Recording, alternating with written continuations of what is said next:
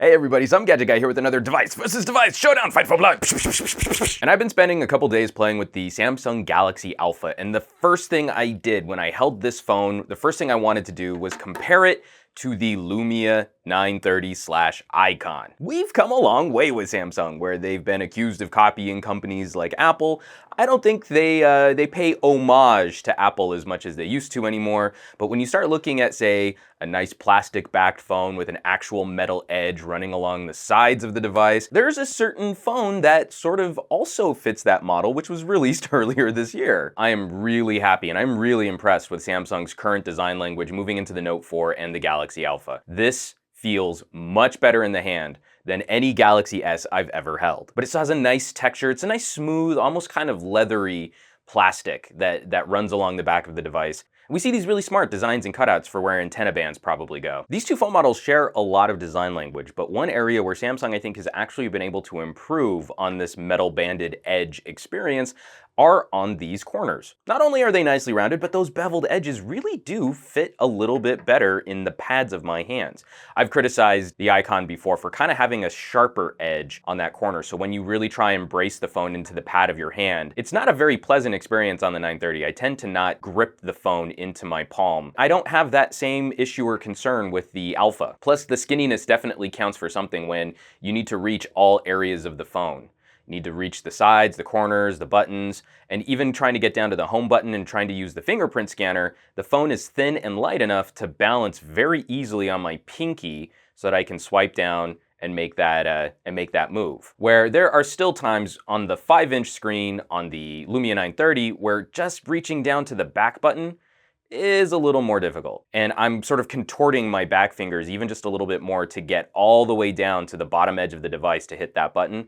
I don't have that problem on the Galaxy Alpha. Getting into more of the hardware between these two devices, they're both rocking AMOLED displays, and I do prefer AMOLED over LCD. I just love the contrast ratio as you get into blacks on the screen that are almost impossible to identify from the bezels of the device. Just a really pleasant, punchy, saturated color kind of experience. And so I've always been a big fan of both companies' screens, both Samsung and Nokia. Held up against the Icon, you can see just how crazy skinny this thing is. The 930 is kind of a chunky butt, but I'm very impressed with what Samsung has been able to do in streamlining the Galaxy design language. One of the critical things we need to talk about with both of these phones are the cameras, and I still think Nokia cameras absolutely crush just about everything else on the market. That being said, this is only the second phone from Samsung with an ISO sensor, and this is a sensor that they have been designing. They've been in development for a couple years now, and it debuted on the Galaxy S5. This is the second version of it, which is on the Galaxy Alpha,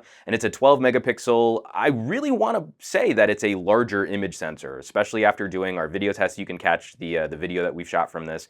It resembles the video from the Galaxy S5 more than it resembles video from 1/3 inch sensors. Nokia is also rocking an almost half-inch image sensor with optical image stabilization, which the Galaxy Alpha lacks.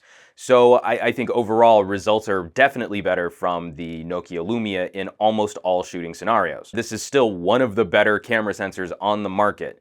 And even though it's a little fiddlier to use than, say, an iPhone or an LG G3, I think you're actually capable of getting better results out of it if you really get in there and tweak settings. And it wouldn't be a Samsung if we didn't have a bunch of other features like the heart rate monitor and the fingerprint scanner, which obviously we don't have here. Though I was surprised to see that Samsung is not using an IR blaster on the Alpha, so that's one area where you sort of have parity with Nokia's, as we haven't had any IR blasters on Nokia's running Windows Phone. Speaker quality between the two compares really well, and you can hear our audio samples on the Galaxy Alpha and the Nokia on this channel. We're still going to run into some personal preference issues between whether or not we should put the speaker on the back or the speaker on the bottom edge. I like bottom edge because then I can put the phone in my pocket upside down, and the speaker is sort of firing up out of my pocket as opposed to into my pocket or into my thigh, depending on what orientation the phone goes in that way. Now, when I'm actually using the phone, I would prefer that the speakers be on the front face. But apparently only HTC, Kyocera, and Motorola have figured that trick out. Thanks to this metal banding and this metal edge running around the sides, both of these phones do a terrific job of addressing one of the ergonomic concerns that I've had with phones with rounded sides and corners. This flat strip is really easy to hold on to.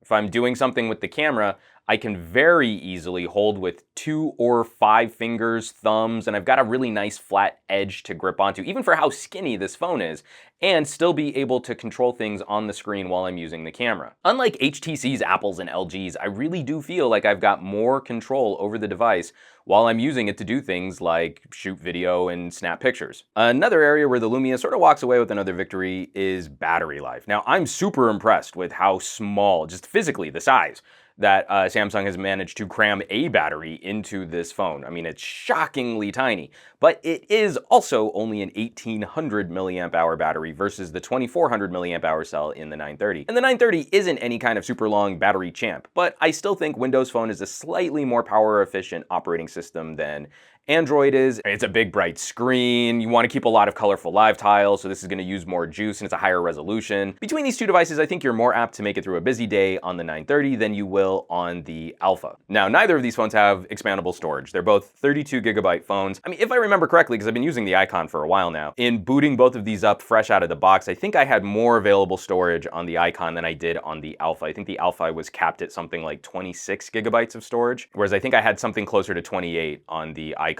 Now, one important trick though is that Android does support USB hosts. So you can take something like a little Leaf card adapter or a micro USB to full-size USB adapter and plug in flash storage this way. You see that little light start flickering, USB mass storage connected, and that's a way for you to sneakernet files on and off of the device. It is still one of the primary advantages of Android as an ecosystem. Even though we finally have file management capabilities on Windows Phone, we don't have file management support for the hardware. And there has been some complaining over the Alpha being priced where it's at, but only having a 720p screen and not having the SD card slot. And I really think we're looking about that wrong. Samsung is not targeting a traditional Android flagship market with the Alpha. We're talking a little bit more about style and design and ergonomics and refining the experience.